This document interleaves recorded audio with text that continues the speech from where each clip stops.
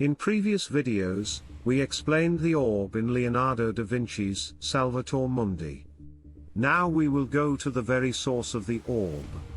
The globus cruciger, Latin for cross-bearing orb, is a sphere topped with a cross, traditionally representing Christ's dominion over the world, but esoterically interpreted as symbolizing the dominion of Enki or Azazel, who is imprisoned in Orion.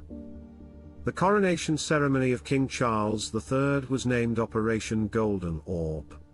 Charles holds the orb of his grandfather Cain, who inherited dominion over the world from his father, Enki.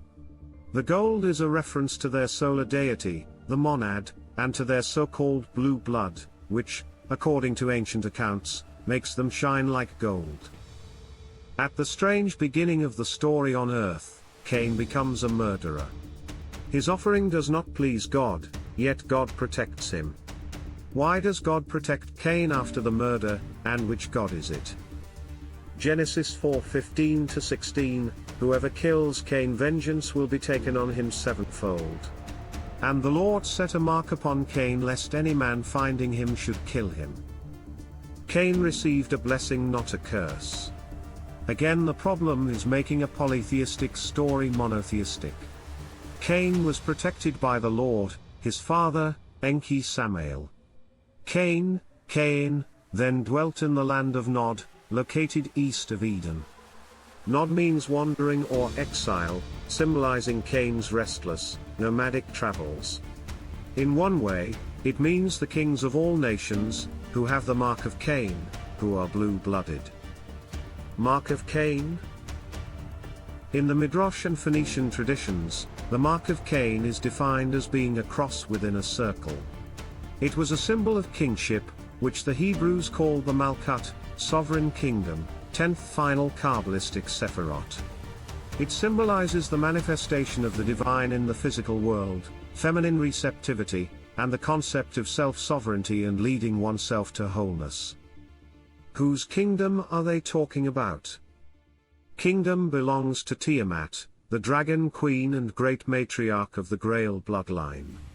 In the Celtic tradition, the graphic symbol was indicative of the 5 divisions, comprising 4 sub-kingdoms with the main palace in the center. The outer circle of the Mark of Cain was emblematic of a serpent dragon clutching its own tail, a symbol of wholeness and wisdom known as the ouroboros. Rosi Crucis as Mark of Cain. Rosi Crucis, the dew cup, or cup of the waters, was the original mark of foundation of the kingly bloodline.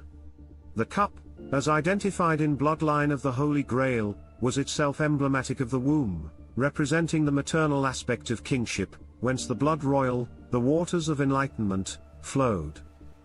Mesopotamian kings were individually married to the mother goddess. In its female form, the Mark of Cain becomes the familiar symbol of Venus with the cross moved outside the circle so that the woman, the cross, is surmounted by the ouroboros of dragon kingship. When set about, with the cross above the circle, the representation is that personified by the orb of sovereign regalia.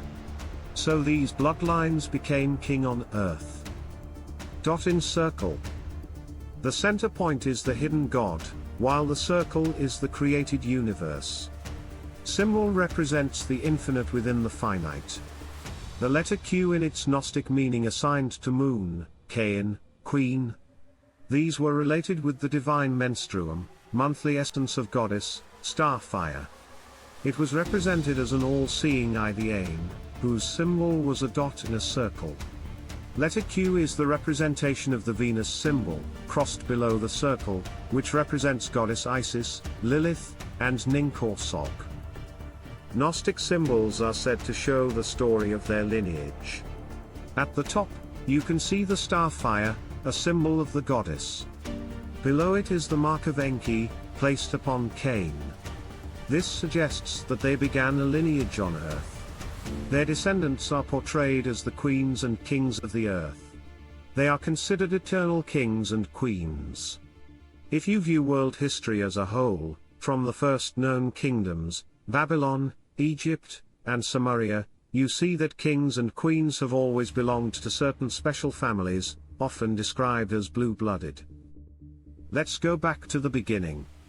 Where is the land of Nod, where Cain's descendants wander with a crown of blessing upon their heads?